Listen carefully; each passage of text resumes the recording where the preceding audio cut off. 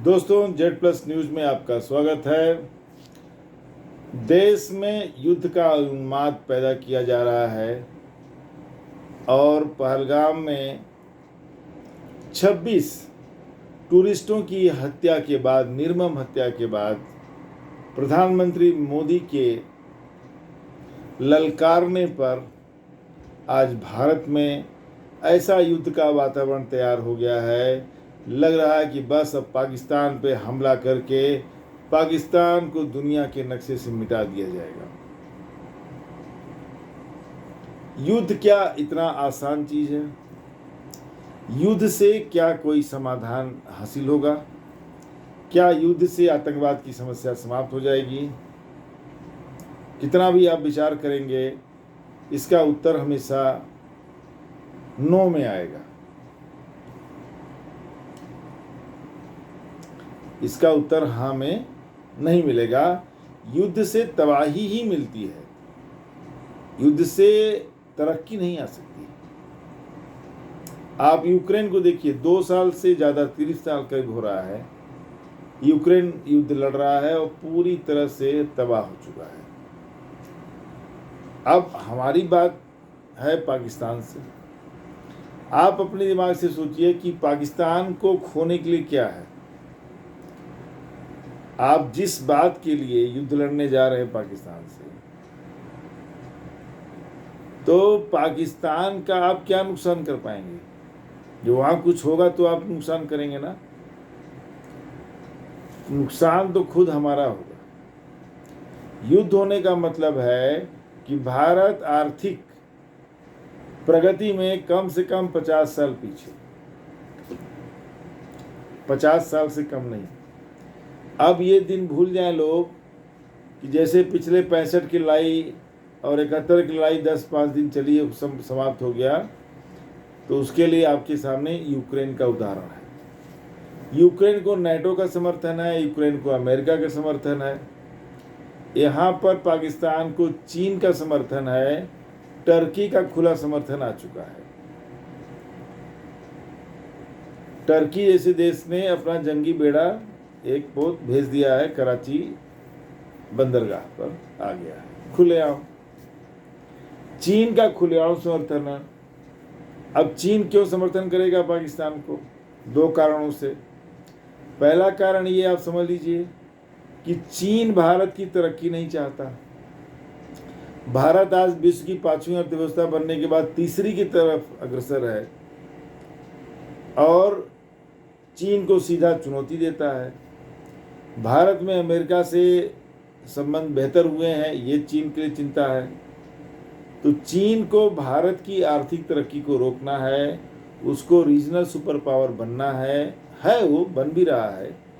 उसकी अर्थव्यवस्था हमसे 5 गुनी है इंडिया से, उसकी आर्मी बहुत बड़ी है। अब चीन का इंटरेस्ट है, चीन का इसमें जो स्वार्थ है वो है भारत की आर्थिक तरक्की को रोकना। अब भारत की आर्थिक तरक्की को कैसे चीन रोक सकता है? अगर भारत युद्ध में इन्वॉल्व हो जाए, वार में लग जाए, लड़ाइयाँ लग जाए, तो बड़ी आसानी से भारत की तरक्की को रोका जा सकता है, भारत को तबाह किया जा सकता है। और ये डेड श्योर है, ये पक्का है कि अगर भारत युद्ध में जाता है तो आप लड़ाई जीतो, लड़ाई हारो, जो भी हो, लेकिन आर्थिक रूप से तरक्की के पॉइंट ऑफ व्यू से 50 साल की पीछे जाने में कोई डाउट नहीं है। देश 50 साल पीछे जाएगा। आज पाकिस्तान के पास खोने के लिए कुछ है क्या? आप वहां पर रेगिस्तानों में बम गिराएंगे जहां कुछ है नहीं, और वो बम गिराएंगे एम्स पर, वो बम गिराएंगे मेट्रो प्रोजेक्ट पर, वो बम गिराएंगे आईआईटी पर, वो बम गिराएंगे जो है आईएम पर, वो बम गिराएंगे दूसरे बड़े बड़े हॉस्पिटल्स पर, साइंटिफिक इंस्टीट्यूशंस पर। तो नुकसान इंडिया का होगा। पाकिस्तान के पास क्या है नुकसान के लिए? क्या है जो उसका नुकसान हो जाएगा? उन्हें आईआईटी बनाना नहीं है, उन्हें एम्स बनाना नहीं है, उन्हें साइंटिस्ट बनाना नहीं है, साइंटिफिक इंस्टीट्यूशंस बनाना नहीं है। पाकिस्तान ने तो चांद पर नहीं भेजा ना सैटेलाइट है।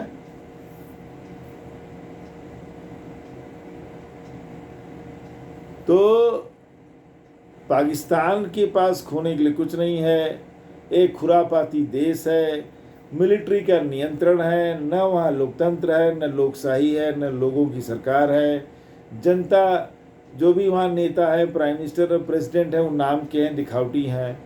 सारा कंट्रोल मिलिट्री का है। जो मिलिट्री का हेड है, जो आर्मी चीफ है, वही एक तरह से देखा जाए तो पाकिस्तान का जो मिलिट्री आर्मी चीफ है, जो सेनाध्यक्ष, वही वास्तविक डिफैक्टो प्रेसिडेंट है, वही डिफैक्टो प्राइम मिनिस्टर है, वही अकेले डिसीजन मेकर है। उनके यहाँ तो प्रेसिडेंट प्राइम मिनिस्टर सिर्फ दिखावटी हैं, हाथी के दांत कुछ और, खाने की कुछ और। न उनकी जनता के प्रति कोई जवाबदेही है, न उनको कोई पूछने वाला है। वो तो चुनाव दिखाने के लिए कराते हैं। अल्टीमेटली तो पावर जो है वो सारा किसके पास है? आर्मी के पास है। और आर्मी का जो चीफ है, आर्मी चीफ, वही डिफैक्टो डिसीजन मेकर है, वही प्रेसिडेंट है, वही प्राइम मिनिस्टर, वही सब कुछ। आम जनता से कोई लेना देना नहीं है। उनको पढ़ाना मदरसे में है, उन्हें कौन सी इंजीनियरिंग कॉलेज और मेडिकल कॉलेज बनाने हैं, वहाँ बच्चों को पढ़ाना है। उनको कौन से IIM बनाने हैं, वहाँ बच्चों को पढ़ाना है कि जिसमें वर्ल्ड गूगल का CEO बनाना है या माइक्रोसॉफ्ट का CEO बनाना है। उन्हें तो जिहादी बनाना है। तो हमारे और उनकी तुलना नहीं हो सकती है। उन्हें मदरसों से जिहादी पैदा करना है, आपको IITN निकालना है, आपको डॉक्टर्स निकालने हैं, आपको साइंटिस्ट निकालने हैं। ये फ़र्क है। तो उनके पास खोने के लिए कुछ नहीं है। तो यहाँ चीन का इंटरेस्ट ये है कि भारत की आर्थिक तरक्की को रोकना। इसके बदले में चीन के लिए ये बहुत बड़ा अवसर होगा कि भारत पाकिस्तान में युद्ध हो और वो पाकिस्तान को खुला सप्लाई करेगा, हथियारों की आपूर्ति, खुली आपूर्ति करेगा, आना लौट के कुछ नहीं है। तो पाकिस्तान पर वो भरपूर सहायता भेजेगा। ये भारत के लिए भारी पड़ेगा। चीन का एक और इंटरेस्ट है, जो भी पाकिस्तान के मिनरल रिसोर्सेज हैं, वहाँ जो भी कुछ काम हो रहा है, वो जो काम भी हो रहा है तो वो व्यापारिक पॉइंट ऑफ व्यू से ही चीन कर रहा है वहाँ पर, और वहाँ पर सारा पैसा चीन का लगा हुआ है। देखिए अभी ग्वादर पोर्ट को डेवलप कर रहा है, बंदरगाह को, दूसरे तमाम उसके प्रोजेक्ट, रोड प्रोजेक्ट बहुत बड़ा है, तमाम प्रोजेक्ट उसके पाकिस्तान के अंदर चल रहे हैं। तो भारत पाक युद्ध की स्थिति में अगर कुछ पाकिस्तान का नुकसान भी हो रहा है तो चीन का नुकसान हो रहा है, क्योंकि चीन का पैसा लगा हुआ है। जो भी वहाँ पे प्रोजेक्ट डेवलपमेंट्स हैं, जो भी कुछ थोड़े बहुत काम हो रहे हैं, वो चीन का पैसा लगा है, चीन की टेक्नोलॉजी लगी है, चीन के मैन पावर वहाँ काम कर रहे हैं, ट्रेनर्स हैं। तो जो पाकिस्तान के अंदर भी है वो भी चीन का ही है। पाकिस्तान के तमाम मिनरल रिसोर्सेज पर चीन का कब्जा है। पाकिस्तान के पास कुछ है थोड़ी, वो एक रोग स्टेट है, बदमाश, उसके पास कुछ अपना नहीं है, दुनिया के नक्शे पर खाली एग्जिस्ट कर रहा है।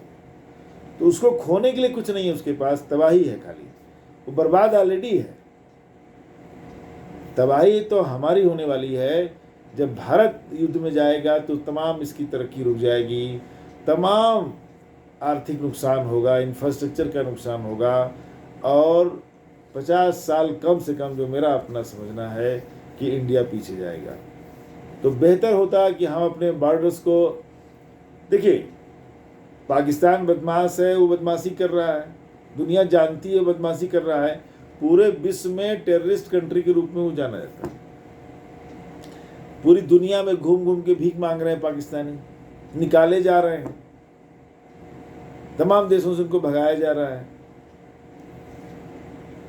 अब इंडिया का ले लीजिए, इंडिया को तरक्की करनी है, इंडिया को काम करना है, इंडिया को आगे बढ़ना है। बेहतर होता कि हम और अपने सुरक्षा व्यवस्था को चाक चौबंद करके अपनी सीमाओं को सुरक्षित रखते। बेहतर होता कि हम जवाबदेही तैयार करते कि आखिरकार पहलगाम जैसे बीजी टूरिस्ट स्पॉट पर पुलिस क्यों नहीं थी, सेना के लोग क्यों नहीं थे, कोई सुरक्षा क्यों नहीं थी? अगर सेना के 4 जवान भी वहाँ पर सुरक्षा में तैनात होते तो 8-10 आतंकवादी उनका कुछ नहीं कर पाते। और कम से कम एक बात तो साफ थी कि 26 लोग तो नहीं मरते, 6 हो सकता है मारे जाते। लेकिन इतनी बड़ी संख्या में हताहत लोग नहीं होते, इतना हमारा नुकसान नहीं होता। और जो आतंकवादी आए थे और चले गए जंगलों में, वो आधे ही जा पाते या आधे से कम ही जा पाते। 4 इंडियन आर्मी के सोल्जर होते हैं वहाँ पर, तो वो उनमें भी आधे से ज़्यादा को गिरा देते गोली मार करके। वो तो सिक्योरिटी की जिस पर आपकी जवाबदेही बनती है उस पर आप बात करने को तैयार नहीं है, उसकी आप चर्चा भी नहीं कर रहे हैं। गोदी मीडिया की तो बात ही छोड़ दीजिए। तो जिस पर डिबेट होना चाहिए आपको कर नहीं रहे हो, आप बात कर रहे हो हमले की। फिर 15 दिन से आपने चुप्पी साध रखी है, क्योंकि आपको अंदाजा हो गया कि उसका परिणाम क्या होगा। तो मेरा मानना है कि प्रधानमंत्री स्तर के पर भी जो बयान दिए जाएं वो बहुत ही जिम्मेदार तरीके से दिए जाने चाहिए, हल्के फुल्के नहीं, ताकि उसको गंभीरता से लिया जाए। 100 बातों का एक जवाब कि युद्ध किसी भी समस्या का समाधान नहीं है, युद्ध से सिर्फ तबाही आएगी। यूक्रेन उदाहरण।